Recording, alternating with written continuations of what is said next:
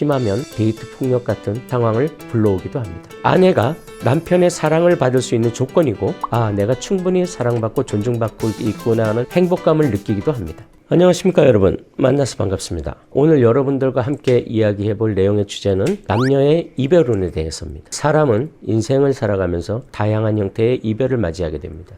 어떠한 만남이든 결코 이 이별의 순간을 피할 수는 없습니다.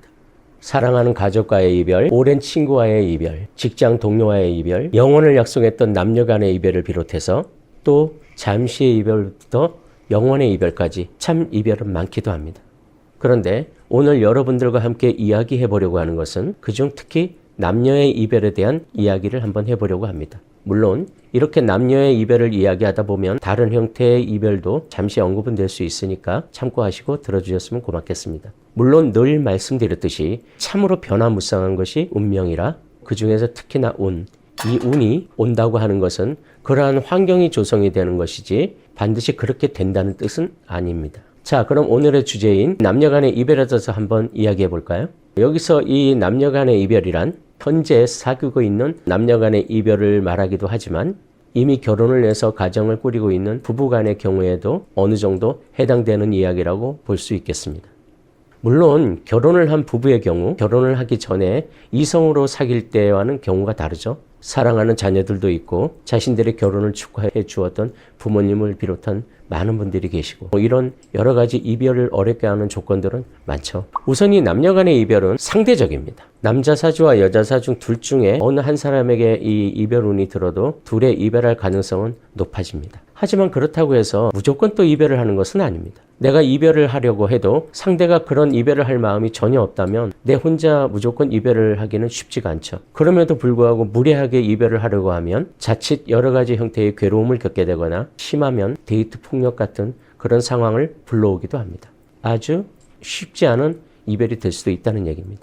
이 남녀 간의 이별을 한번 살펴보면 일단 여자 사주에 남자에 해당하는 혹은 남편에 해당하는 관성이 매우 약해져 있는데 운에서 이 관성을 극하는 식신이나 상관이 와서 그렇지 않아도 이 약해 있는 관성을 건드려서 견딜 수 없게 만든다면 이별운이 오게 되기도 합니다. 경우에 따라서는 꼭 이별까지는 아니라 하더라도 남자와 여자 사이에는 사귀기가 혹은 함께 생활하기가 어려운 그런 환경이 조성될 수도 있죠. 물론 이 관성이라는 것은 꼭 남자만은 의미하는 것은 아닙니다. 남성은 여자에게 있어서는 남편에 해당하지만 남자나 여자나 공이 직장에 해당되기도 합니다. 그러니까 이렇게 관성이 약해져 있을 때 운에서 식신이나 상관이 오면 꼭 남녀의 이별뿐만이 아니라 직장에서의 문제도 생길 수 있다는 것을 참고해 두시면 좋겠습니다. 남자의 경우 일간의 밑에 있는 일지에 그 자리가 배우자 궁이거든요. 이 배우자 궁에 정제가 있는데 운에서 이 겁재가 와서 정제를 극하면 겁재는 나의 경쟁자니까 이 경쟁자가 내 배우자 궁에 있는 것을 극하고 들어오니까 이걸 두고 내가 싸워야 되는 일이 생기고 이것을 우리가 쟁제라 그럽니다.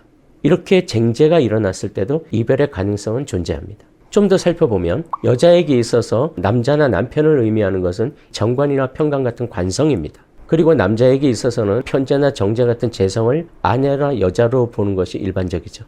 그리고 남녀 공이 특히나 결혼을 한 사람도 그렇지만 내 일간의 밑에 있는 일지의 자리가 배우자의 궁, 즉 배우자의 자리라고 보시면 됩니다. 좀 더 보완을 해서 말씀드리자면 이 일지라는 것은 사주팔자 8글자 내에서 위에서 오른쪽에서 하나, 둘, 세 번째, 즉 일간인 나의 밑에 있는 자리가 바로 일지라는 자리입니다. 즉 배우자 궁입니다. 이 남자의 경우 일반적으로 이 배우자 궁인 일지에 재성이 있고 그 재성이 특별히 다치지 않는다면 나에게 아내의 역할을 다하는 아내를 얻을 수 있고 여자의 경우도 이 일지에 관성이 있으면 남편의 역할을 다하는 그런 남편이 있다고도 볼 수가 있는데 이것을 두고는 조금 이견이 있기도 합니다. 하지만 이 남녀 간의 이별은 꼭 배우자의 자리인 일지뿐만이 아니라 다른 지지에 있을 때에도 영향력을 미치기도 합니다. 그리고 또 다른 이별운을 살펴보면 여성의 운에서 인성운이 올 때입니다. 이 여성 사주의 원곡 내에 인성이 없거나 여기서 인성이라는 건 정인과 편인 같은 거죠. 이 인성이 지나치게 약할 경우 그때 운에서 인성운이 들어온다면 이럴 때 바로 이별운이 만들어진다고도 볼 수 있습니다. 인성이란 기본적으로 이 정인과 편인을 합쳐서 인성이라고 부르는데 여기서 인성이라고 이야기하는 것은 정인을 이른다고 생각하시면 됩니다. 사주팔자 내에 정인이 없다는 것을 우리는 무인성 사주라 그럽니다. 인성이 없다 이겁니다. 정인은 일간인 나에게는 나를 생해주는 존재, 즉 어머니와 같은 존재입니다. 무조건적인 사랑으로 일간인 나를 도와주는 성분인 거죠.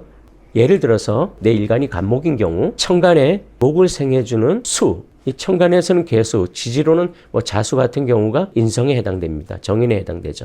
정인은 이 부부 관계에서는 특히나 아내가 남편의 사랑을 받을 수 있는 조건이고 또 그러한 남편의 사랑을 받으려고 하는 어떤 행위를 말합니다. 이러한 정인이 내 사주 내에 없다는 것은 굳이 남편의 사랑을 받으려는 뜻도 별로 없고 그런 행위를 잘 하지도 않는다는 것을 의미합니다. 그리고 또한 남편의 사랑이 부족해도 별 결핍감을 느끼지 않는다는 것도 의미합니다.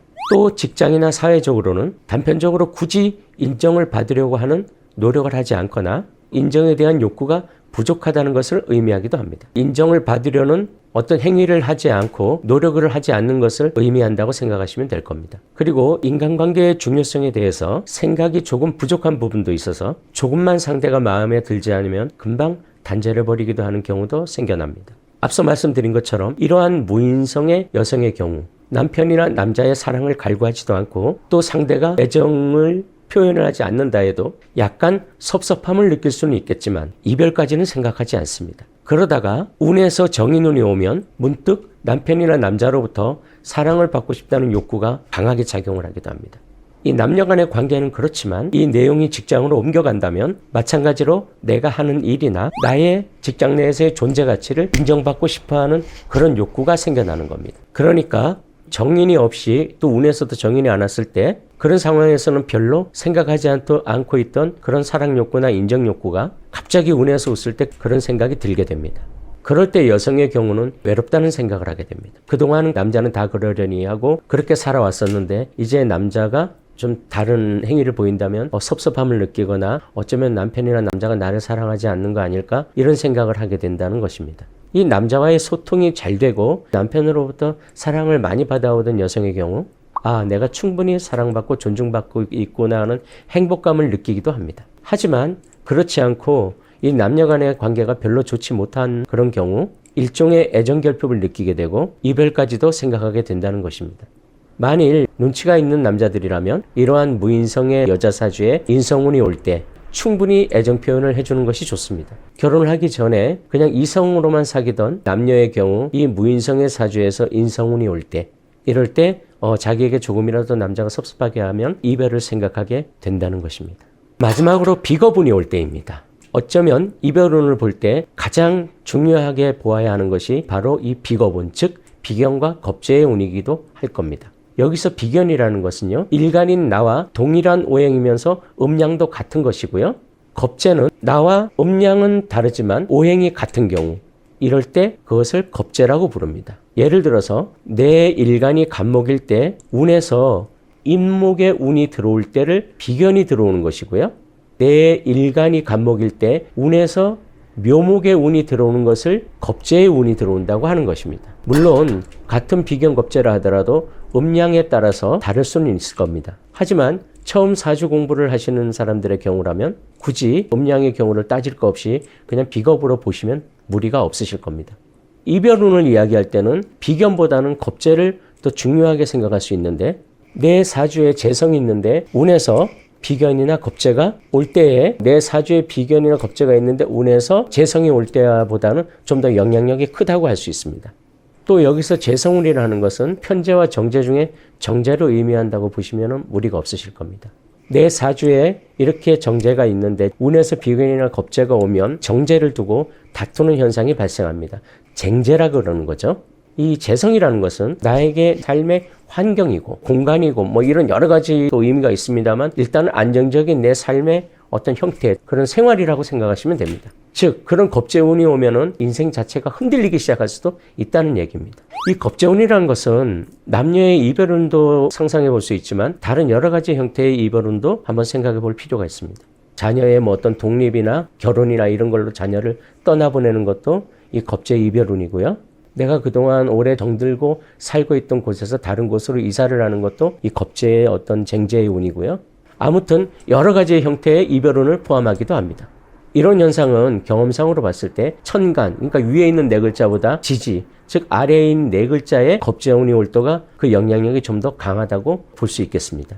이럴 때 나와 오랜 인연을 맺고 있던 어떤 것과의 이별을 의미하는 경우가 크다고 할 수 있겠죠. 뭐 예를 들어서 보면은 다른 직장으로 이직을 하거나 아니면 직장을 그만둔다거나 개인 사업을 하는 사람들의 경우는 어떤 사업의 형태가 바뀌거나 업종의 전환이 일어나거나 이런 여러 가지 형태로 일어난다는 것도 알아두시면 좋을 것 같습니다. 이렇듯 겁재운은 크게 봐서 그냥 하나의 내 환경이 다양한 형태로 변화가 일어날 수도 있다는 것을 생각하시면 됩니다.